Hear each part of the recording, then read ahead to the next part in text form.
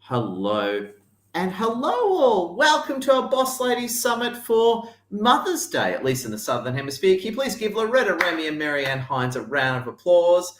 Marianne and Loretta, so good having you with us. I have no idea where our other panelists are, so it looks like we're going to carry the show, but they always rock in later, which is really cool. So as I say, we're having a great discussion on women's empowerment, and today we're going to be talking about Mother's Day. Now, one of the problems is this event, I realise, a lot of our panelists are mothers, so they're busy doing Mother's Day stuff, so hence they're not here, which is kind of funny. But here we are, and we've got Loretta, Remy, and Marianne Hines with us. Loretta, did you want to say a quick hello? What's happening in your world? Hello, everybody. So we're preparing for Mother's Day because right here in the States, it is 6:00 p.m. on Saturday night. So most of the guys are probably running out to the grocery store or the drugstore to get those last minute cards and flowers and everything that they forgot to, even though it's been plastered all over the TV and social media and everything. Then everybody's making their reservations because usually it's a big Mother's Day brunch day. And then usually there's like in the morning, there's the gifts and stuff. And then they go to the big brunch and then they go home and take naps. Oh, very After cool. all the food. I was wondering, Loretta, because I was thinking, is it Mother's Day globally? Like I thought America, yes, but then I wondered about UK and I don't know. You need a someone from the UK, Ed, on your panel. We do. We'll have to sort it out. So there you go. I'm learning new things every day. And we're going to hear from Marianne. But firstly, we've got Georgina Orchard with us. Georgina, thank you for joining us, Georgina. And Georgina, just stay put. We love you. We're going to hear from Marianne Hines. Marianne Hines, great seeing you. How have you been all these years? I've been fabulous. Thank you, Ed. Nice to be here with you and celebrating Mother's Day. For us, my mother lives away from me, but we will be a group of my girlfriends and I are actually going out, who are all mothers, going out for pedicures for lunch. So, and we're trying to avoid all of the brunches and the lunches and go get pedicures, hoping it'll be vacant.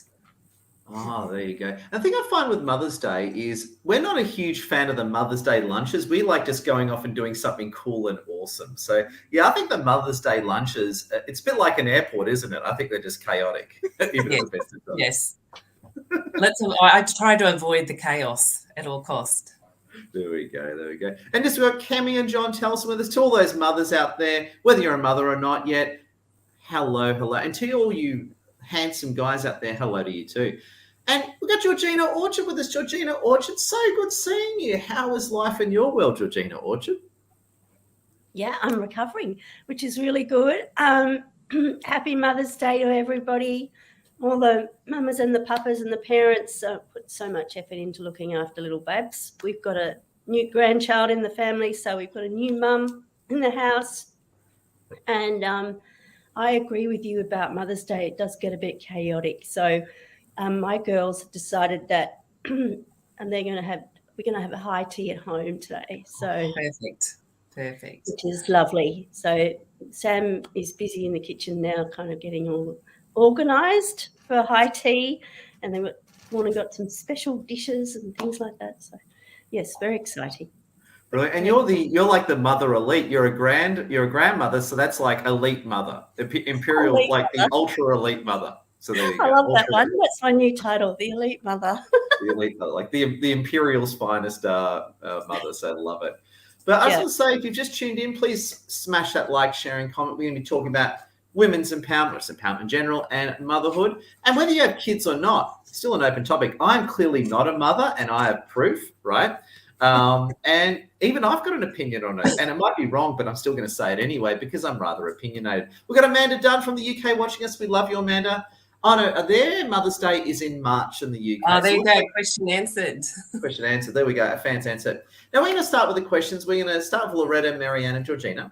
We're going to talk about motherhood, and I'm going to ask, and the whole thing with this motherhood is basically ending poisonous cycles and starting new cycles. So one big topic of what I think of parenting and motherhood in particular is we all are brought up with negative and positive patterns, okay? And we have the opportunity to stop those patterns from continuing. And just on that, Loretta Remy's internet dies, which means we're going to go straight to Marianne Hines. But Loretta, we got Loretta back. Loretta, do we have you back, Loretta? Did your internet just tank on you? I'm not sure what happened, so We'll blame the phone companies. So what we're going to talk about is ending negative cycles and starting positive cycles. That's a kind of theme and focus for this one. And Loretta, we're going to open up with you. Loretta, what's your take on motherhood and the whole ending of positive and ending negative cycles and starting new cycles? What are your thoughts there, Loretta? So, I think what we have to start with is realizing that, and sometimes it takes some time and everything to realize the angel that our mother was. And even though sometimes they might have issues, concerns, so forth and everything, the amount of work necessary to be a mother, and if they're juggling jobs and so forth, is just unbelievable and stuff. On that note, there's also the negative side of things being that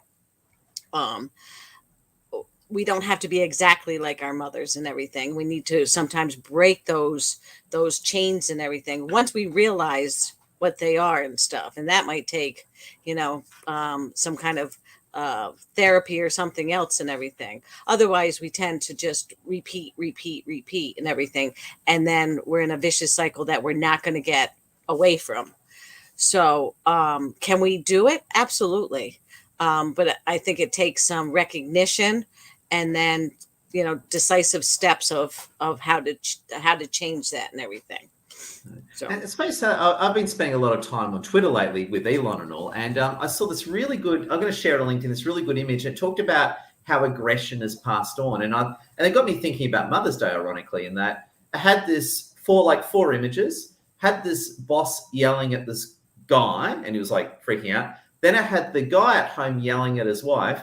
Then I had the wife yelling at the son. And then I had the son yelling at the cat and said, these are how, and that got me thinking, it's like, that's true, actually, because if someone's mean to you, if you don't handle it properly, you can easily pass on that meanness. So I agree with you, Loretta. Very insightful. Mm-hmm. Oh, incredible. We love you, Loretta. And if you please connect Loretta. Let's bounce over to Marianne Hines. So Marianne Hines is going to have, please tell us what you think. We want a Marianne Hines monologue. So all yours, Marianne Hines. I've seen a version of what you're talking about, Ed, that graphic, so to speak, is when it's like a father or mother to like a grandfather, then to the mother or grandmother to mother to the daughter, and how that cycle carries on until we make the unconscious pattern conscious. So you may have all heard about intergenerational trauma. Like we all come with variations of trauma from our various experiences. And trauma isn't so much about the, magnitude of an event, murder, rape, whatever, those type of things. It could be from a verbally abusive mother or a verbally abusive grandmother. But that kind of gets passed on because we learn these behaviours from our primary caregiver as we're children. And so it's almost like we're taking on all of that programming at a very young age. And it's only when we start to get into our more able to decipher through, okay, that works for me, it doesn't work for me. And even into adulthood, you will see some, you're just like your mother or you're just like your father. And when you start, and I had that going on with my own self, like I have a beautiful mother, but she's not perfect. I'm not perfect. I don't believe in perfection, perfectly imperfect. Perfectly imperfect. A perfect infection. I agree with you. Perfection is like an infection. It doesn't work. But yeah, so it's really about taking, so I had to really self-reflect on my own way in the world and go, okay, I don't want to carry those sort of traits on. I see them as healthy, not healthy. And do the work on yourself. I mean, you hear a lot of people, even in their adulthood, going, well, it's all because of my father or my mother. And it's like, well, you couldn't choose the upbringing that you have, but you can choose how you are in the world as an adult. So it's really important that instead of continuing the blame, acknowledge what it was and then do the work on yourself so that you're not passing those traits on and those behaviours on to the younger generations or those around you. I agree with you, and I hate that. I hate it, and even if I do it too, the same hatred applies. When people say, well, I have this negative pattern, my parents passed it on, so not my fault. I hate that dismissive attitude. And what I've seen a lot lately, and this is to me the whole empowerment arc of motherhood, is what are the negative things you got to say no to, right? So one of the ones that I had was so overeating, binge eating. That was unfortunately, and I love my mother; she's awesome, but she got that trait from her parents, and then she passed on that overeating trait to me, right? And we both broke it together quite on a funny note. We both actually broke it at the same time, and we've actually stopped it from going on to our children, which is legendary, right? Yeah. And it's funny, I agree with what you're saying, Marianne. We've got to sit there and say, hang on, this is awesome. So this trait I've got from my mother is awesome. This one has to end with me. And I just want to ask you a follow-up question, Marianne. Why do a lot of people not want to take responsibility for that? I think that there's a whole stream of reasons why that could be. But at the end of the day, if you're choosing growth and happiness and fulfillment, you have to do that introspective review of self and ownership, because otherwise you will kind of stay stuck in the patterns of, either how you were brought up and blaming. So I think empowerment really comes from owning all that you are, the good, the bad, and the ugly, and making a move like you did, Ed, to, change those traits as well, because you'll never really move forward if you're stuck in a blame cycle and projecting out to others. So it's that empowerment is really about self-reflection and, doing the work. Totally. And I'll just say, I want to put it out there. There is no one who's better than blaming other people than me. That's why my life completely failed. So if you're busy blaming people for your problems, stop it, is all I can say to you. You're talking from a constant blame. Marianne, we love you. Just brilliant and in the zone. Friends, if you just come in, please connect with these winners over LinkedIn. Smash that like, share, and comment. And we're talking about motherhood at Mother's Day. And also we're talking more about empowerment and breaking negative cycles, starting new ones. And we've got like the emperor's finest mother, a grandmother. So I imagine a grandmother makes you like the elite grandmother. So the elite mother. So Georgina, happy double Mother's Day. You get happy double Mother's Day. What's your thoughts and take on all this? I completely agree with what Loretta and Marianne said. But we're all doing the best that we can until we know better. Sometimes it has to be pointed out to us that we're blaming, and, we can stop that cycle. And we're, as you said, we're perfectly imperfect. Okay. And we're, in that moment of doing the best that we can, when we know better, we can do better. When we start that empowerment cycle, there's so much growth that, and it's part of listening as well. I think it's listening to what's going on, and our kids are saying to us, I don't particularly like that. I've got adult children now, and they're reflecting on their growing up, and they're reflecting on, I went through a fairly toxic marriage. And so they reflect on, the arguing that went on and all that sort of stuff. And then one of the things that they pointed out was the element of control. And like Marianne said, that goes down generational. And so we inherit that from different things. And I inherited that from my mum, who probably inherited that from her dad.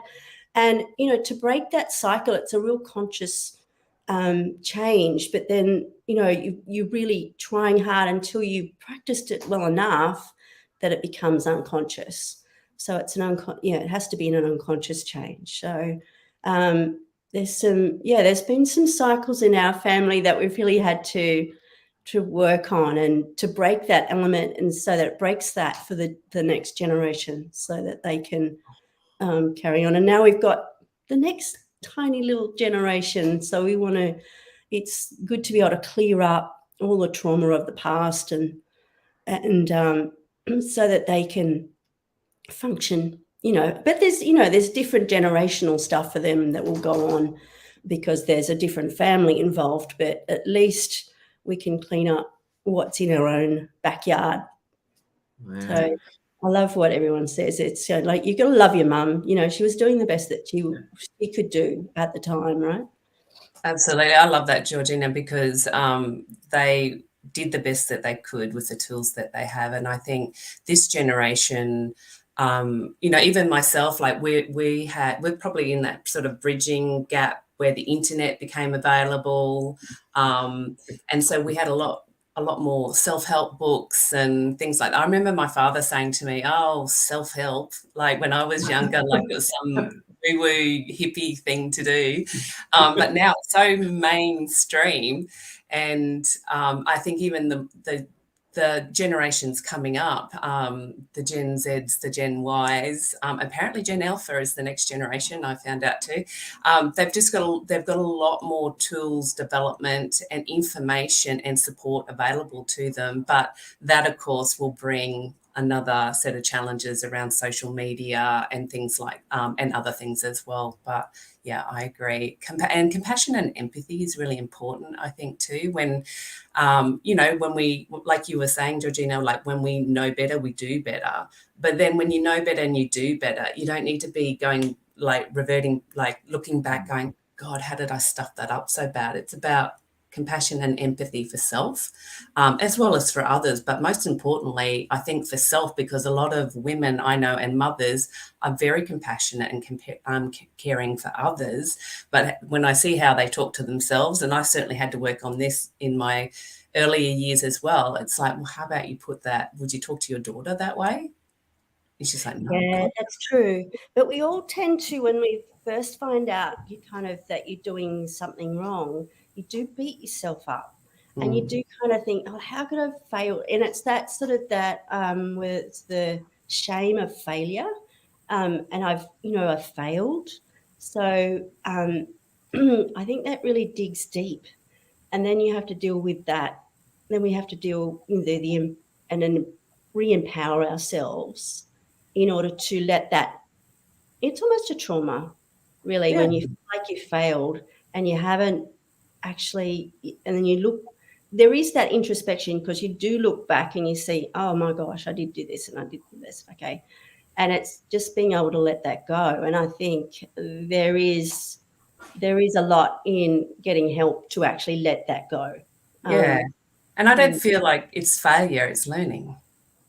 It is. That's right. That's right. When we realise it's just a learning curve. It's learning.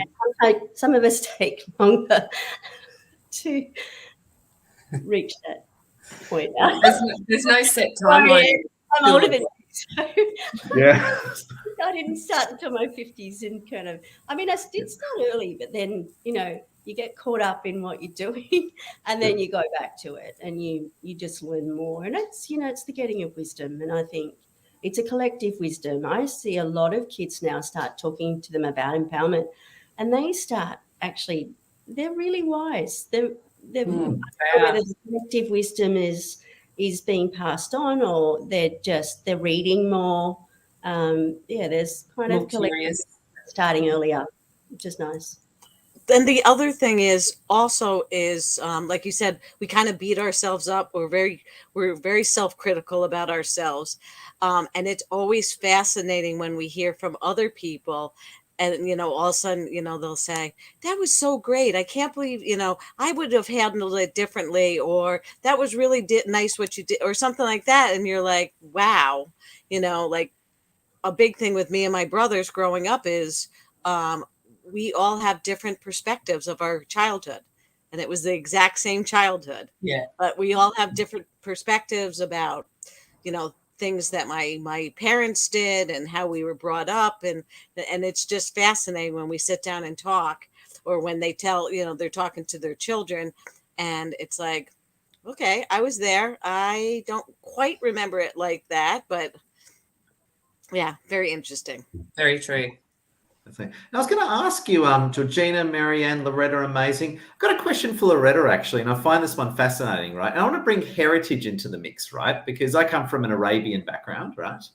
And Loretta, you come from an Italian background, I understand, right? Mm-hmm. I want to sort of bring ethnicity into it. The reason why I bring ethnicity into it is I work with a lot of people from different cultures, right? And we have very different views, and I think a lot of that is brought by our country of origin type of heritage, right? I want to ask you quite a particular question, Loretta, being from an Italian background. Sure. What are some of the different heritage viewpoints that you bring in that way? And I get it because us Arabs and Italians are pretty similar, so we're kind of on the same wavelength there. I want to ask you a more Italianist question. What kind of thinking got brought in from that viewpoint? One of the biggest things that I saw when I was growing up with my mother and family around is the woman just automatically did everything. You know, like if Yeah. you came home, like Ed, if you came home and, you know, Lassie's maybe helping doing, you know, homework with her son or whatever, and you go, boy, I'm hungry. The Italian woman stops, gets up, and cooks you a full meal. Yeah. And If I did that to there's- Lassie, she'd throw a phone at my face. She'd go, Ed, stay still, don't move, whack. And it was just, I mean, that was just the given and everything. And there was no like sharing of duties. You know, basically the man did the outside of the house or whatever, the mow the lawn and stuff like that. And the lady did everything inside and stuff. And, you know, you wouldn't ask him to, you know, help dust the living room or something. That was totally not his job and everything.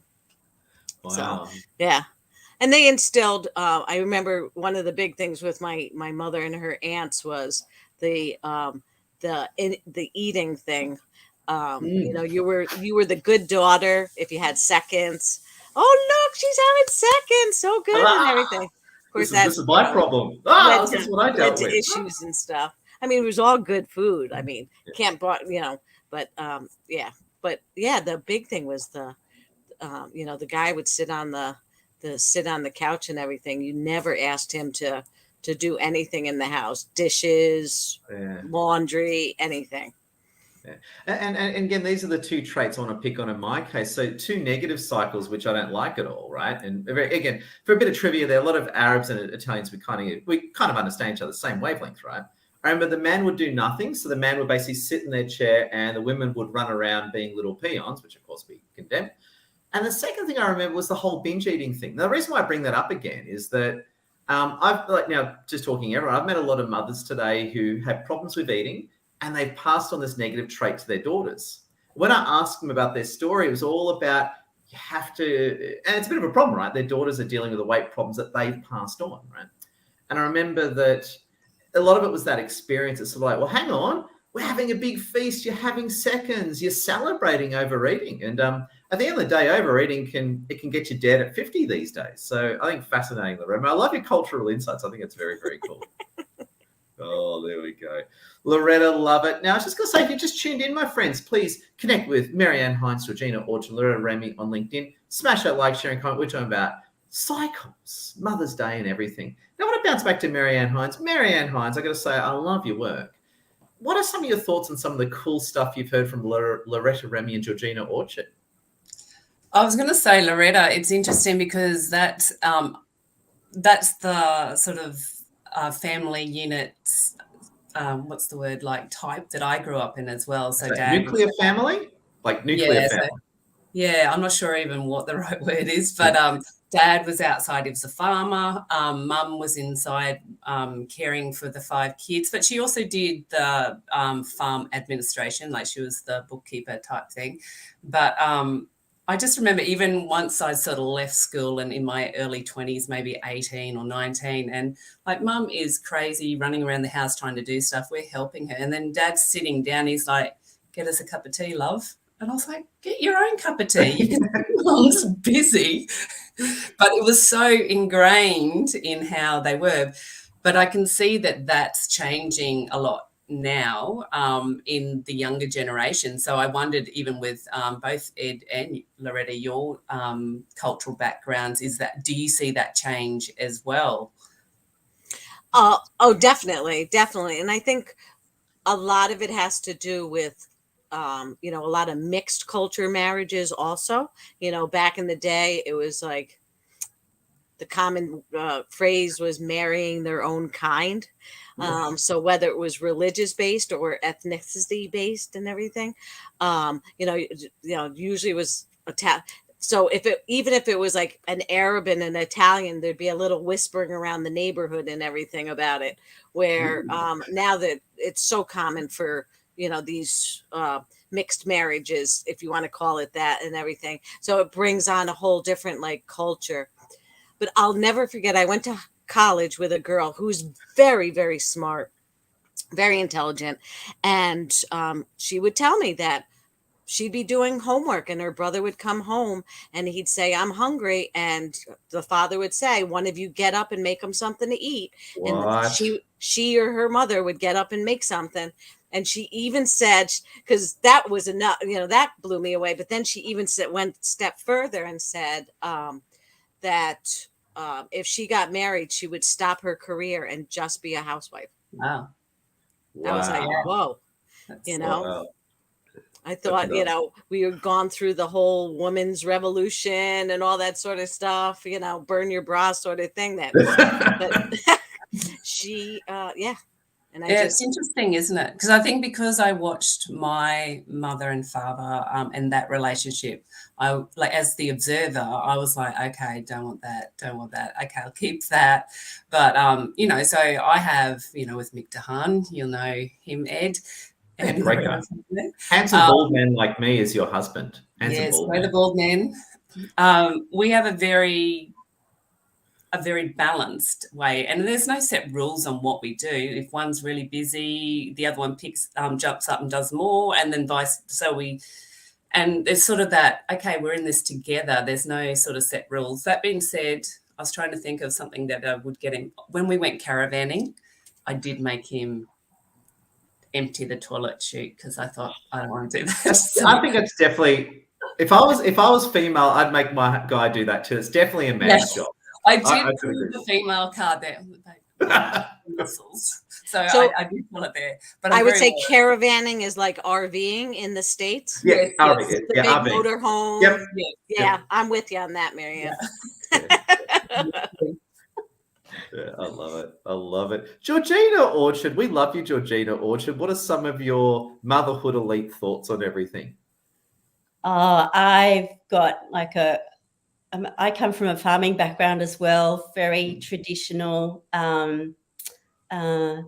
high church kind of Anglican, but there's so many points that I've kind of picked out as I was listening to Loretta and Marianne and yourself, Edward, about cultural. I was recently going out with an Italian, and there was very traditional stuff, the mange, keep eating. And our food is the woman's kind of thing, and the men sit around and wait. I grew up in a farming background, but I think Mum was a fairly independent woman when she met Dad. And so he made his own cup of tea. He actually made breakfast in the morning, and Mum did dinner and lunch. So, and then, Dad would be out all day. But, there was that sort of thing that Mum did all that sort of stuff. But it was interesting later on. We were having a discussion later on with Mum and Dad after I got married. And there was very traditional values about how how men and women kind of, how they didn't expect me to actually do anything with my career. They expected a lot from my brothers, but not from me. And I was like, well, that's really weird because I've actually done better than my brothers. So you need to keep, if I was you, I'd keep reminding them that you're doing a better job than your brothers. I'd point it out at least once or twice a day if I was you. Oh, no, well, I'd kind of, you've got to let it go. You only made year 10, right? Oh, you see that degree? Yeah, Georgina. Yeah, Georgina went to uni. Yeah. Yeah, well, my older brother went to uni too, and he's doing very well now. But at the time, I was kind of like, well, I'd never actually got that influence from Mum. I always felt like that I could do whatever I wanted, but I'd never really. It was this underlying opinion that they had that they hadn't expected me to go off and have a career or anything like that. Although Mum stuck me into uni, it was almost like this conflict within Mum because she had her career. She was a really good physiotherapist. She had been overseas. She was working at Sydney Hospital. She was doing a lot of hand physio.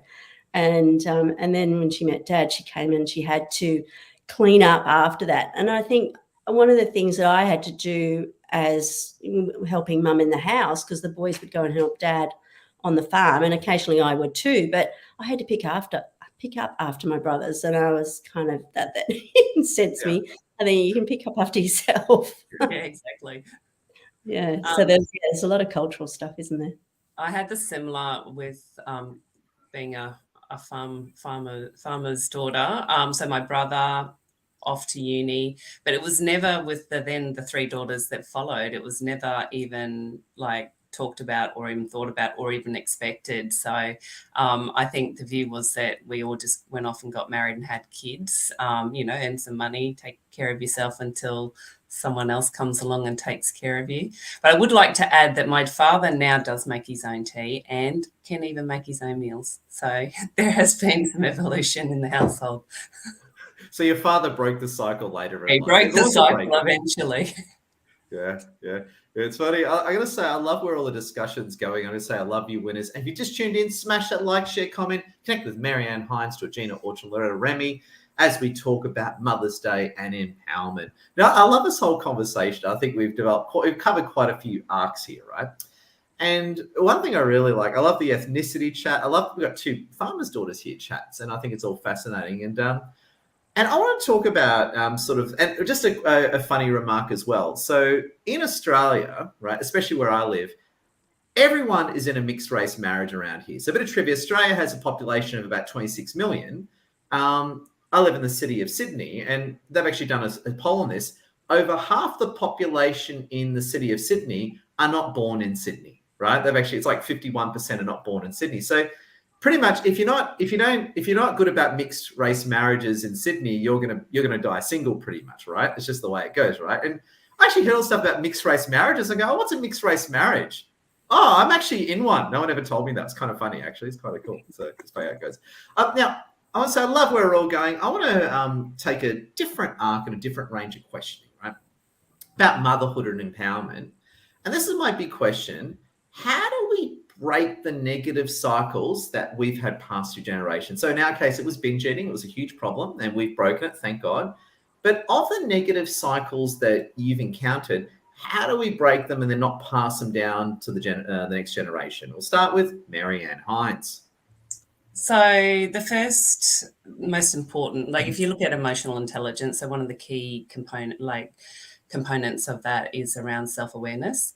So really being self-aware, and you can do that through self-reflection, journaling, just being really conscious of your own behaviors, actions, responses, your own triggers throughout a day. Like you could even just start there by going, okay, like I'm just going to watch myself and how I respond to things.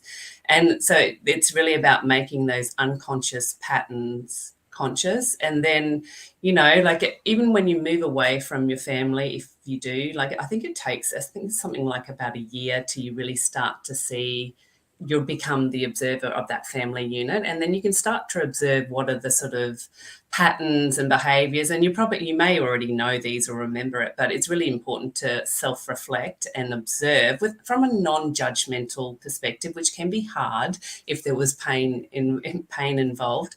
And so once you've sort of become aware of what those patterns are, then practicing compassion and empathy, it's about looking to how do you start to rewire the neural pathways to create better habits. And honestly, it's not going to happen overnight. As Georgina said earlier, in some cases you may need see a psychologist or a counselor to really, or even a coach to help you break through and develop better habits. But that's where I would start. It's really about you've got to become aware of it first, and that's one of the biggest steps to making change. So Ed, if you look at your what the example you were giving about overeating, so there was a point that you became aware of it, and then you made a choice to create change, and then from there you took step and step and step, and then what are you down 20 kilos or something? Oh, yeah, now I look normal again. Now I look normal again. I didn't think you ever not looked normal, Ed. Thank you. I can see why Michael DeHaan married you. That makes sense. Yeah. But it's funny that you talk about the cycles and in terms of getting help. Now, what happened? So a bit of backstory to explain this point, right? So my weight has gone up and down my whole life. I spent most of my life pretty healthy and slim, but during the lockdowns, I put on 20 kilos and I was not in good shape. I was actually pre-diabetic. I was months off. Bad, right? Bad. And I tried doing it myself and I couldn't win. So I got the help of Sean Tucker. Now, Sean Tucker, a lot of you know, he's one of our friends. He's a nutritionist gone. He's more of a nutritionist kinesiologist that's gone health coach, but he's more of a nutritionist. And he actually put me on intermittent fasting. And within a year, it's like not only lost the weight, but also broke the cycle. And I'm very what and the cycle has not been passed on to our kids, right? I can tell, right? And it's funny, I like what you said is I needed to, I suppose it sounds like an Alcoholics Anonymous meeting. I needed to admit I had a problem. I already believe in God, so I don't have to believe in God again. But I had to get professional help. And I just want to ask you about the professional help side. Sean Tucker, who's a nutritionist, was the right guy for me, and he understood my problem.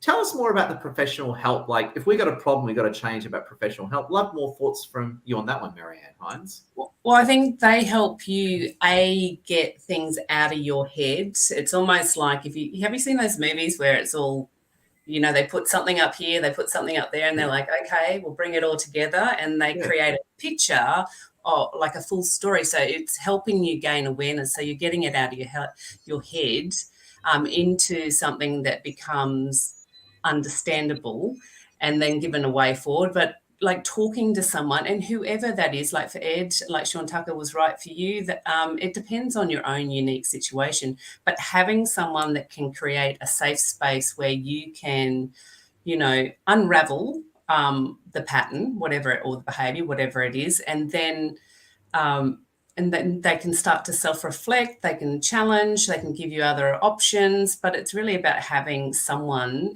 particularly in a safe space, that you can really work through the challenge and then create a pathway forward with.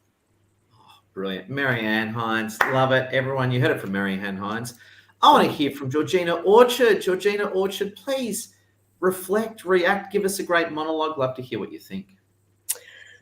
There's so much gold in that. Obviously, Marianne and I got a similar background in terms of NLP, neuro-linguistic programming. And I think for me, I discovered where I started the empowerment was that I had a Tony Robbins coach who was NLP trained.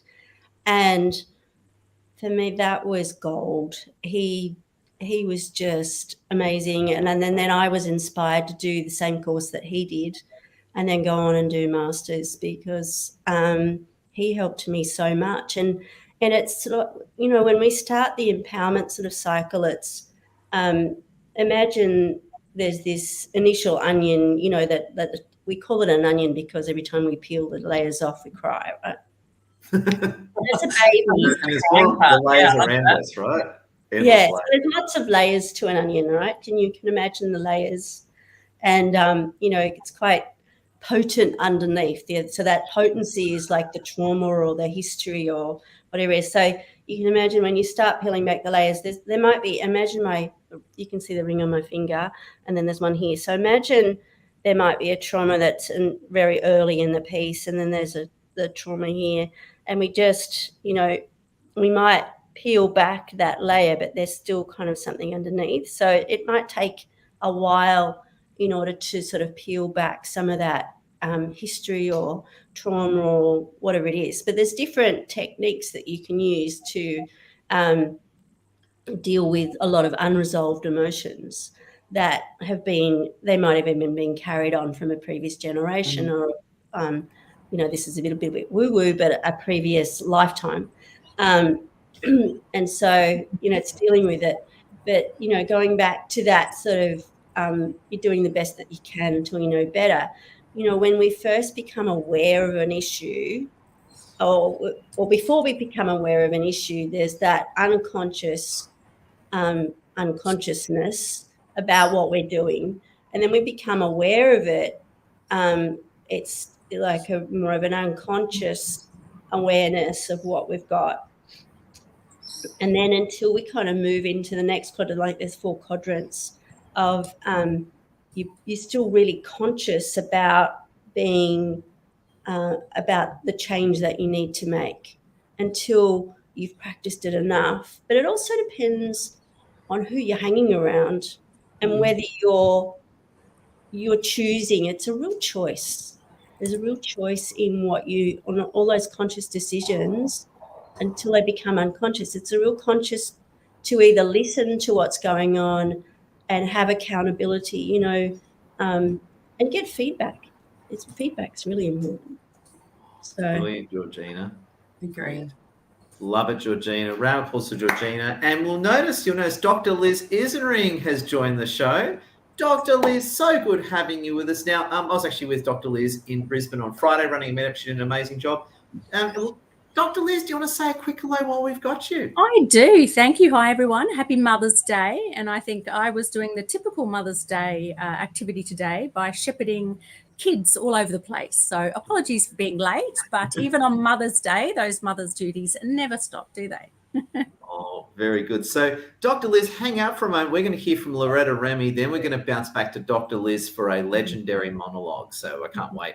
Loretta Remy, Loretta, we love you, love your work. Loretta, can we get some of your thoughts on the amazing reflections and everything you've heard so far? Well, I think, like the ladies had said and everything, we do have to realize, what it is, and then reflect upon it, and then take the steps necessary, like Marianne said, and Georgina. And sometimes they surprise you because, you say to me, are you like your mother? And I'd be like, no, I'm not like my mother at all and everything. And then all of a sudden I'll do something and I'll go, oh my God, that's just like my mother and everything. And it surprises me and stuff. So, I think, there will be some things we'll always carry with us. Hopefully the ones that are, like we said, negative or, not helpful or whatever, that we can, realize them and move on from them and everything, get the help needed or, whatever we need to do that and everything, because we want to be better people from ourselves. And sometimes we do have to change things that we grew up with to do that. And I don't know about you, and I've got a lot of Italian friends, so I've got an insight into that sort of cultural heritage. And this is one of the tricky thing is, to change, you have to admit that you're wrong, don't you, right? Because if something's awesome, you shouldn't change it, right? But you have to change something. You have to admit that it's wrong. Did you have that in your background? Like, is it okay? Like, it's a bit like, remember Happy Days, right? With Henry Winkler, the Fonz, right? And one of the jokes is he could never admit he was wrong. He goes, I was whoop, whoop, whoop. I was whoop, whoop, whoop, right? Did you have that trouble? Were you allowed to admit that you're wrong, or was that dishonorable? It wasn't so much like if I said I was wrong, that was okay. Though I think sometimes they, would like just poo-poo it or whatever. But definitely you couldn't say like the tradition was wrong. Like we shouldn't do it that way or something. If it was something that came from my mother's mother or whatever and everything, because then, that was just, yeah. You're dissing the family, aren't you? So you just can't. So in other words, and I can relate the same thing. So you could have a trait that's passed on from the family that everyone would think is wrong, but you're not allowed to attack it because that's dishonoring the family. Correct. Yeah, crazy, huh? And obviously you didn't care about that. You didn't just peel apart the onion. You stuck a knife through it and split it in half and cut and diced it, didn't you? A little bit, yeah. Exactly. I like that onion metaphor. I love what Georgina said before. The onion is like, it's called an onion. It's when you peel off a layer, you cry. I like that. It's kind of funny, actually. I was going to add. Oh, sorry, Ed. Please. Don't want to cut you off. Please. I was going to add something that you said a couple of times, Georgina, which reminded me, which I was just trying to find on my phone, the stages of learning. So the first stage is unconsciously incompetent. We don't know what we don't know. Second stage is consciously incompetent. We know what we don't know. And then the third stage is consciously competent. We know that we know. And then the fourth stage is unconsciously competent. So what you were saying about it just becomes so automated once we change those habits reminded me of that. And I think that's a really understanding that we all go through these stages of learning. When you're in that messy stage, you just go, yeah, keep going. Like, it's okay. You just keep going. It's funny you say. I was thinking about those 4 levels the other day with the eating trouble that I've had. I remember going unconsciously incompetent, Then so basically I was oblivious to the fact that I'm in the wrong. Then I realized I was a loser. Then now I've solved the problem, but I still have to think about it. But sometimes I automatically am fine. So it's funny. It's so true that neuroplasticity, you can change your brain regardless of how entrenched something, isn't it? Yeah. I think, Ed, is that sometimes we have to apply it. You know, when something goes wrong and we might react to something and go back to, say, for like eating, you know, comfort eating, because eating you're actually breathing deeply, and that's why it leads to the comfort. You might go back, or someone might pick up the alcohol in order to cope with different things. So it's until you become, it's like Marianne said, and that's what I was trying to allude to before, the 4 different stages. Yeah. Until you kind of learn to deal with it differently, you'll revert back to that unconsciously incompetent stage. So, it applies to all the different things that we're trying to learn. So there's different elements for each area of life, I guess. You know, there might be eating, but then there might be, you know, how do I parent, or how do I approach a strategy for different things. You know, I'm bringing in strategy here. Brilliant. Now, I just want to say thank you to everyone. We've got about 14 minutes left. And the interesting thing is we've got Marianne Hines, Regina Orchard, Loretta Remy, and Dr. Liz Isering was busy doing mother stuff this morning, and she's here. So what we're going to do is we're going to do a bit of a Dr. Liz special now, just to catch up with Dr. Liz. So go for Dr. Liz. Dr. Liz, we love you. Big welcome, Dr. Liz. Now, today, I know you missed part of it. Today, we've been talking about motherhood, breaking negative cycles and starting new cycles. It's been that time, exactly what we're talking about on Friday. Dr. Liz, can you please give us an opening monologue? Tell us what you think. Well, it's obviously a topic very close to my heart. It's funny when you were talking about some of those family dynamics. We have a saying in my family that if you can survive your family, you can survive anything. And just to say that we have, a very loving but also quite an active family with, people from all different European backgrounds. So they get to be quite, the Swiss Germans and whatever else, not quite as wavy of the hands as the Italians, but, they do have a tendency to think that their way is, of course, the only way and the best way, which leads to some interesting dynamics. So love the conversation so far.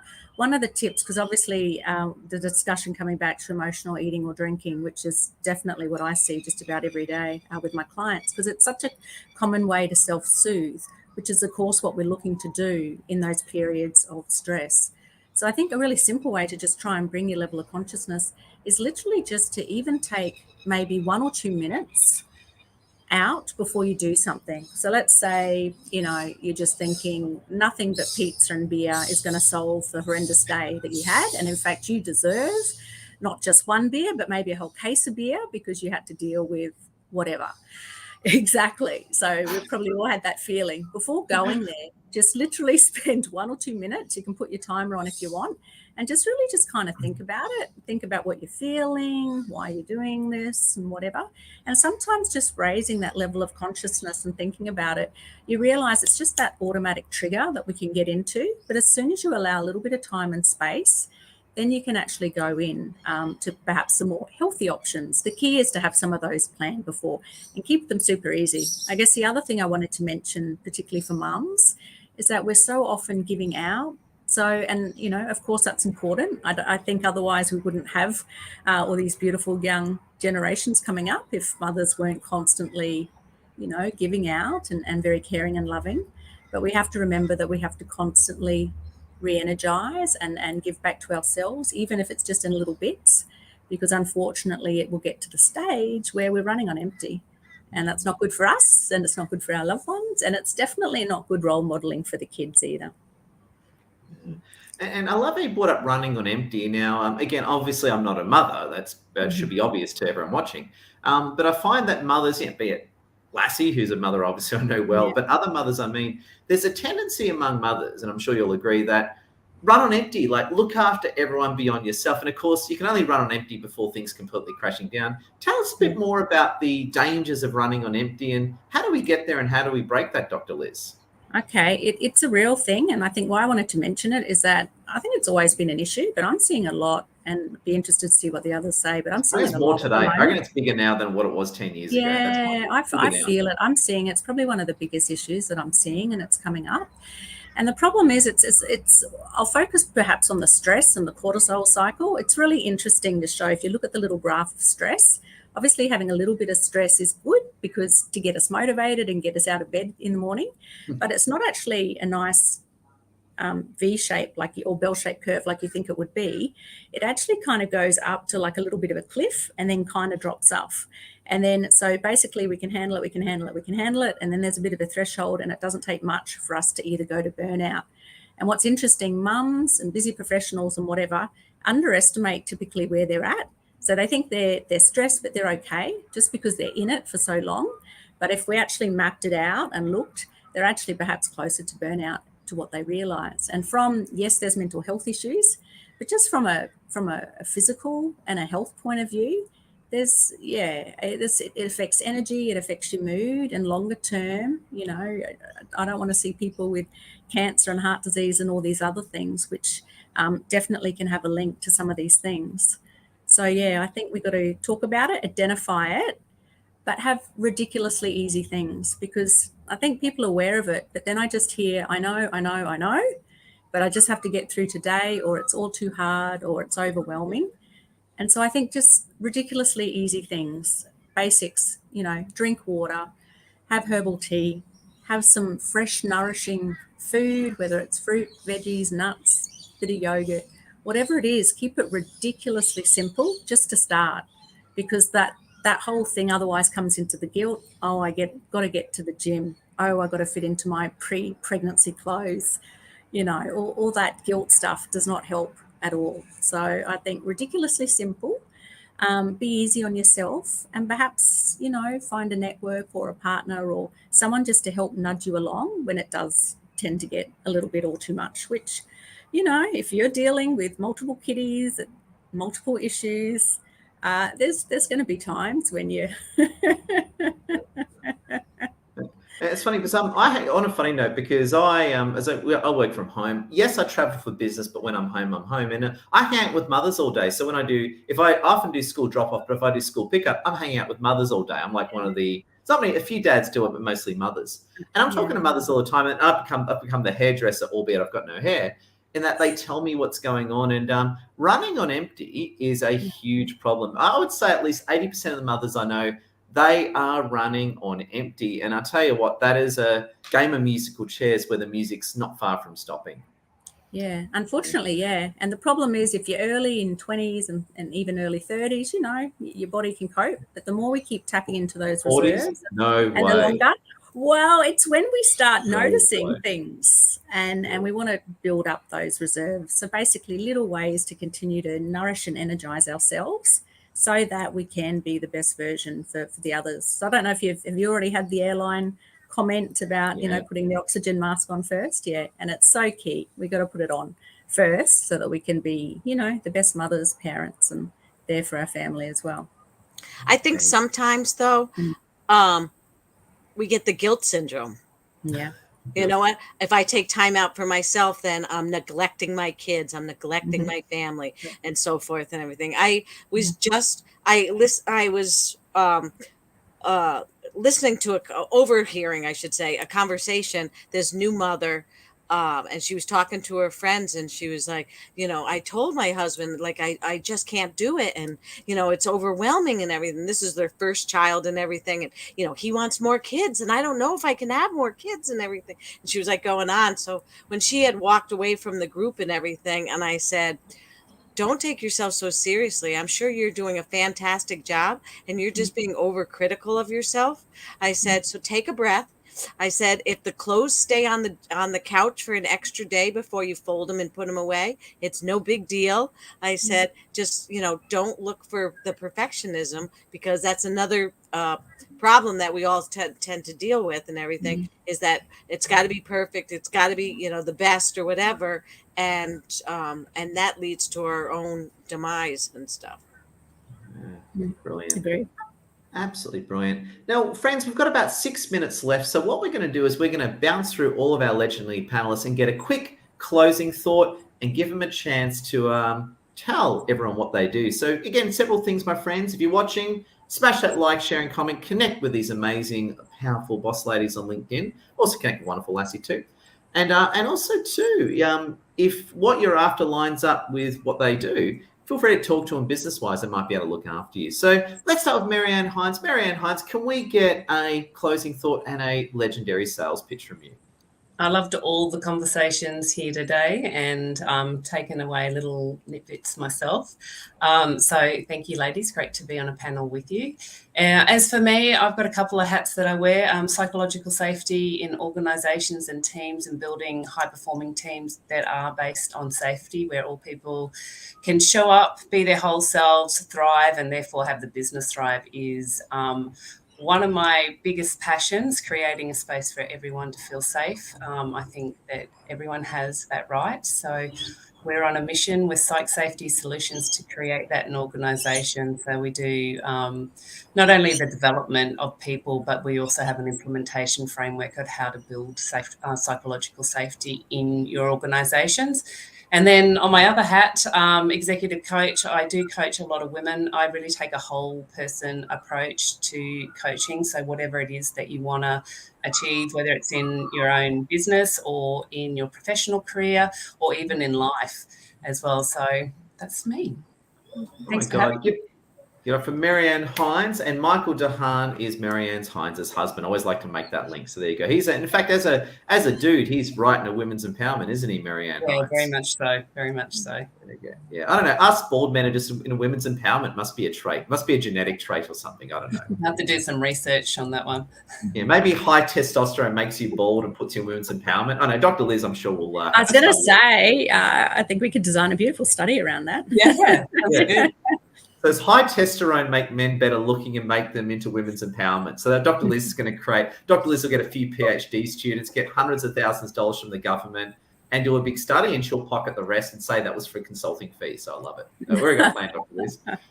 Sounds good. Thank you, Marianne. We love you, Marianne Hines. Georgina Orchard, please, can we get a closing thought, and please tell us what you do?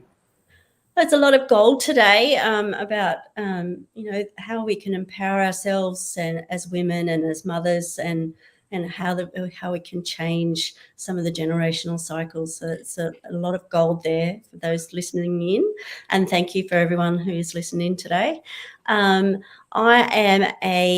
have a couple of hats as well. So I'm a business consultant. So I help mainly women who are creating an impact in the world in order to run their business more effectively and efficiently and get some time back. The other hat that I wear is that I'm into empowerment and the strategy for changing life and healing. So I'm a Reiki level 1 coach, and I'm also, or not a coach, but practitioner, and I'm also an NLP practitioner. So I also deal with the mindset around any change or life changes that you need to go through.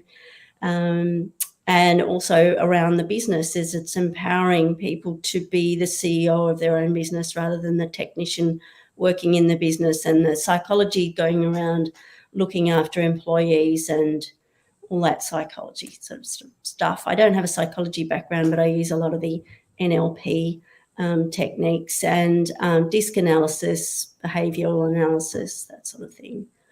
So connect with me on LinkedIn or Facebook. And have a great Mother's Day, everyone. Oh, Georgina, we love it. There we go. Appreciate you big time, Georgina. Thank you. The Loretta Remy. Loretta, can we please get a closing thought and tell us a bit about what you do? We'd love to hear it.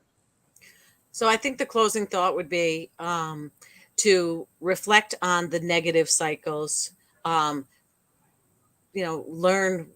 what you need to do to break those, but also to give yourself a little break and everything, and don't beat yourself up for not being perfect, and do take time for a little self-care, which leads into I'm all about taking the toxins out of your self-care with clean, non-toxic anti-aging products for hair care, skincare, and wellness, and also offering the opportunity for financial freedom too with it.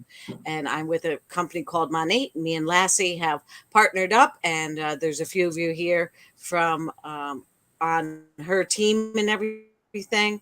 And toxins, anything we put on our skin and or scalp goes into our bloodstream within 28 seconds. So why would we want to put anything dangerous? That's a whole nother discussion. So anyway, happy Mother's Day to everybody. Wow, love it. And just as an honourable mention, yes, I know I'm a guy. So Lassie and I work with Loretta Remy in the Monet universe. And one of the products, so I had a few problems with getting a few scabs on my head, actually. And what we actually figured out was actually it was probably a reaction to something or probably too many toxins in my system. I used this Monet head scrub, which is built for bald Arab men, and no more scabs. So now I've got like almost a Bruce Willis worthy, it's a Samuel L. Jackson, head style. So Monet products are great. As a bald guy, I use them. So I'd be using this orange scrub. What's the product called? You know the product I'm talking about, don't you, Loretta? Yes, it's a purifying scalp scrub, and it smells like creamsicles. It's amazing. There we go. So now I have a beautiful shine worthy of Michael DeHaan and Bruce Willis. So I just want to say, very proud of that. So big thank you, Laura Remy. And thank you, everyone. And we're going to close off with Dr. Liz. Thank you, everyone, for coming. Dr. Liz, we're going to close off with you. Dr. Liz, can we please get a closing thought from you and tell us what you do? Absolutely. So closing thought, I think it's just to try and break the cycle and, put a little stopgap in there. So even if it's taking 1 or 2 minutes out to just literally stop what you're doing and just try and bring it up into your consciousness and decide if that's really what you want to do or not. This, of course, applies to food very, very well. And then when you are sitting down to something, just really, it's like that mindfulness stuff, like actually take a couple of minutes. If you're going to eat a piece of fruit, for example, very interesting exercise. We might do this one day, but just literally taking a couple of minutes and, looking at it, smelling at it, feeling the texture and really getting into the moment of it. Oh my gosh, it's amazing. And then it makes you appreciate how often we're just on autopilot and we're just not, appreciating all these amazing things. So I guess that's one simple one. The other thing is for women to do ridiculously easy things so that they can re-energize. So it doesn't have to be an hour at the gym. It can literally be making sure they're drinking water throughout the day, having a 5-minute stretch here and there, and 10-minute reading a book. But just to actually do it, because I think that's one of the bigger problems that we talk about with the perfectionist. People aren't doing it because they're waiting until they can, spend an hour in the gym. And what I do very briefly is I basically help people to be happy and healthy and productive. And I do that mainly through nutrition, but also using mindset and movement as well. And I'm also a researcher. So anything health and wellbeing research, very happy to chat. We do a lot of stuff with business and industry through the Research Institute for Future Health. So lots of fun stuff. Wow. Dr. Liz, you've changed many lives. I met many of your happy customers that absolutely love you. So Dr. Liz, keep it up is all we can say. So friends, you've heard it now. So please smash that like, share and comment, connect with these ladies. And Marianne, Georgina, Loretta, Dr. Liz, please unmute and make some noise. And thank you so much, everyone. Love your work. Happy Mother's Day. Happy Mom's Day. Happy Mother's Day.